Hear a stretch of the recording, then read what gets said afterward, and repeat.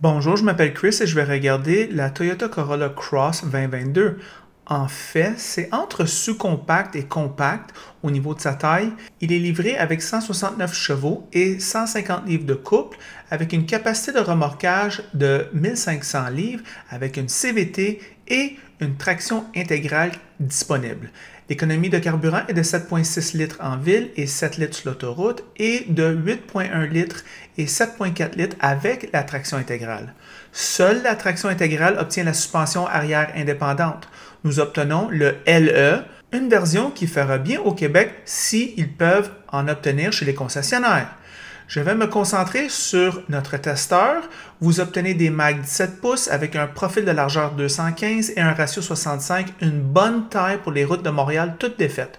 Vous obtenez un démarrage par bouton poussoir, une entrée sans clé. Vous obtenez Toyota Safety Sense 2 qui comprend une alerte de sortie de voie avec assistance à la direction et détection de bord de route, une assistance de suivi de voie, un cruise dynamique et des phares de route automatiques.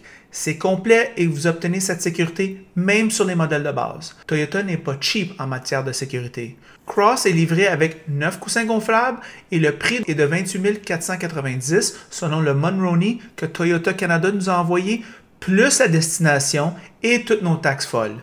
Le haut de gamme XLE vous offre entre autres l'audio JBL, la climatisation Bizone, le cuir Softex et le toit ouvrant électrique. Il s'agit d'un exemple classique d'un véhicule logique de Toyota.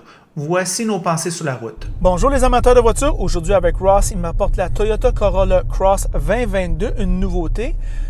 Ce véhicule-là devait se faire, selon moi, de Toyota parce qu'il y a beaucoup d'acheteurs de Corolla, de propriétaires de Corolla, devrais-je dire, qui se cherchent un petit VUS multisegment. Et Toyota nous présente ce véhicule. Ross, qu'est-ce que tu en penses de ce véhicule-là? Bien, première génération du Toyota Corolla Cross, qui est dérivé de la Toyota Corolla. Non évalué selon les l'IHS, un petit peu bizarre de ce point de vue-là. Braquette de prix, 27 279 à 36 379 Les pots, ben, moi j'aime quand même la signature visuelle, qui est conservatrice, mais qui est faite avec bon goût, avec des bonnes proportions. L'assistance électronique aussi, qui est évoluée pour la sécurité passive. Capacité de remorquage de 687 kg ou 1500, ou si vous aimez mieux, 1500 livres. Fait que dans la catégorie, c'est quand même là, quasiment une exception. Ouais. Bon groupe motopropulseur. Ici, on a le 2 litres 4 cylindres qui est connu chez Corolla. On a la transmission CVT. Fait qu'un bon groupe motopropulseur, très fiable de ce point de vue-là. Fiabilité assurée, même si c'est la première année modèle, on n'a pas vraiment de réticence parce que toute la mécanique est dérivée de la Toyota Corolla, qui est bien connue à ce niveau-là. Bonne tenue de route, comme tu t'en faisais mention, il est quand même solide sur ses pattes. Bon rapport qualité-prix, bonne braquette de prix, bon véhicule solide, belle construction, vraiment intéressant de ce côté-là. Apple CarPlay, Android Auto sont de série. Les comptes, ben, pas de version hybride pour l'année 2022.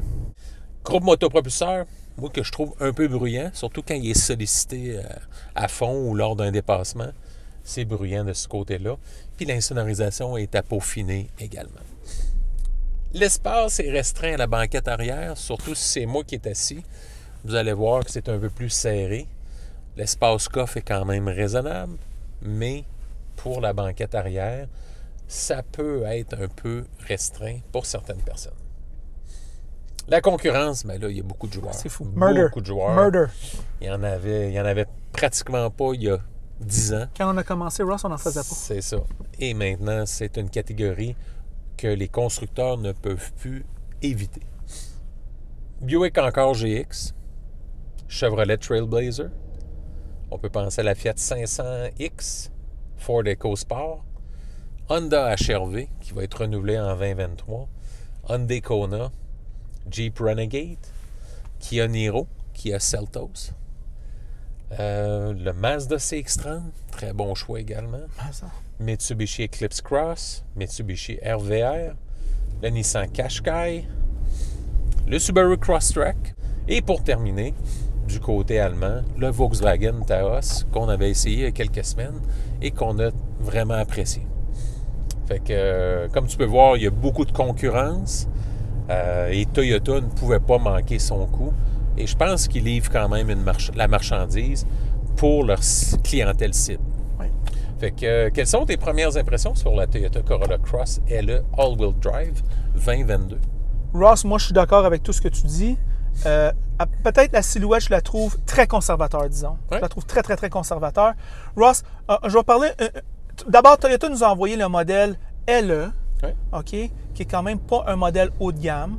Il nous a envoyé ça avec le 4 roues motrices. On dirait peut-être que c'est le véhicule parfait pour le Québec, moi Exact. je te dirais, qui rentre dans le budget de beaucoup de Québécois.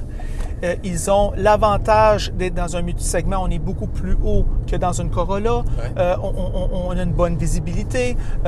C'est assez convenable pour la valise. Ça transporte du gros stock lorsqu'on descend les bancs. On a quand même... J'ai de la place derrière moi-même. Faut dire, quand je suis assis en arrière, alors c'est pas dans les meilleurs, mais c'est pas le pire à ce niveau-là. Ross, je te dirais que où ce véhicule-là est faible, c'est si on fait une expérience de location. Parce que là, ici, somme toute, on sent quand même c'est la transportation de base. Moi, je te dirais que c'est des plastiques durs partout. Il y a beaucoup de ces rivaux aussi qui font ça, à ce prix-là, il faut dire. Mais quand même, c'est fait avec plus au goût du jour. Moi, je te dirais peut-être avoir une couple d'options de plus. Où ce véhicule-là est beaucoup plus fort, moi, je te dirais, c'est au niveau de la suspension. Sur l'autoroute à 100 km/h, le bruit est quand même dans la moyenne. Je te dirais que c'est pas distrayant. Pense, il y a 10 ans, un Toyota, comment c'était bruyant. Alors, aujourd'hui, on rejoint beaucoup de leurs concurrents et on ne perd pas de la fiabilité. Alors, à ce niveau-là, c'est très winner. Très facile à utiliser ici. Très facile à s'habituer. L'infodivertissement, on a des boutons durs. La climatisation, on a des beaux boutons. Ici, le tableau de bord qui se consulte quand même assez facilement. L'écriture est un petit peu petite dans l'écran digital ici à droite. Le volant qui se prend bien en main. Je te dirais, Ross, on est dans la compétence extrême ici. OK?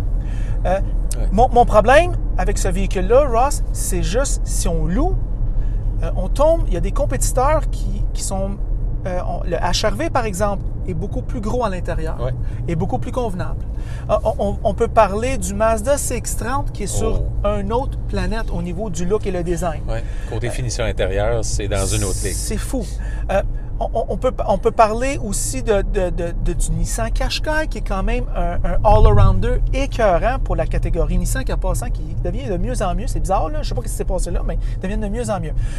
Alors, la concurrence, elle est murder. Féroce. À la location, moi, je ne suis pas sûr. Par contre, à l'achat, là, on tombe dans sa force. La fiabilité extrêmement forte de Toyota, c'est indéniable. On se sent tellement rassuré. Et la façon que la voiture se comporte, Ross, tu m'as fait la remarque quand tu es arrivé chez nous. Moi, on dit que le char, quand on conduit sur les routes toutes défaites de Montréal, il est tellement solide, on sent tellement qu'il est solide que ça va durer une éternité. La suspension très bien dossée. Ben, je suis d'accord avec toi, elle est écœurante, la suspension. Regarde, la traîne de Montréal, il n'y en a pas de problème avec ce véhicule-là. La suspension, le haut débattement et les pneus ratio 65 winner. Puis soit dit en passant, avec des Mac de même, pas 18-19 pouces, vont être beaucoup moins chers au remplacement. Exact. Alors, à ce niveau-là, puis surtout quand tu as des ratios 40, là, puis tu pognes les bosses de Montréal, puis tu as une bulle dans ton pneu, là, c'est pas tellement le fun. C'est pas intéressant. Mais non, mais il faut que tu changes les pneus, puis quand c'est un 4 roues motrices, il faut que tu changes les 4 pneus s'ils sont tous usés. Fait que c'est comme, sinon tu stresses le différentiel. Alors, moi, là, je veux rien savoir de ça. Très pratique, ce véhicule-là. Très fiable, la paix d'esprit. Ross, c'est pour quelqu'un qui a une Corolla. Mais Toyota devait sortir un produit de même parce que sinon, les gens qui ont des Corolla et qui veulent avoir un multisegment sous-compact, ils vont aller ailleurs. Tout à fait. Alors, Ross, tes pensées finales? Bien évidemment, un véhicule fortement recommandé pour ce qui est de la fiabilité. À la location, je trouve que c'est là qu'ils perdent l'attrait parce que vous perdez l'aspect fiabilité sur un bail de 4 ans. Vers la concurrence, oui. C'est ça. Fait que là, en location, ben, on peut pratiquement aller ailleurs. À l'achat, à court, moyen et long terme, il n'y en a pas de problème. Excellente valeur de revente, entretien peu coûteux, puis fiabilité quand même le summum, sinon Ouais, c'est le le top summum. dans l'industrie, sans aucun doute. Ce qui fait que pour un achat, il n'y a pas de restriction pour la recommandation. Ross, les gens, quand ils vendent leur Toyota, souvent, c'est pas parce qu'il va mal, c'est parce qu'ils sont écœurés. Et puis, si vous avez une famille, vous avez des enfants, vous allez garder cette voiture-là 10, 12, 13, 14 ans, et après ça, vous allez leur filer à votre enfant. Mm-hmm. Et ça devient vraiment, moi je pense, être un bon parent. Ouais. Puis ça devient de la gestion de finances personnelles assez souhaitable. Tout à fait. Alors, c'est ça nos pensées sur la Toyota Corolla Cross 2022. En passant, si vous aimez la vidéo, aimez-le. Si vous ne l'aimez pas, aimez-le pas. Et si vous l'aimez beaucoup, mais franchement, abonnez-vous à la chaîne. Et c'est tout.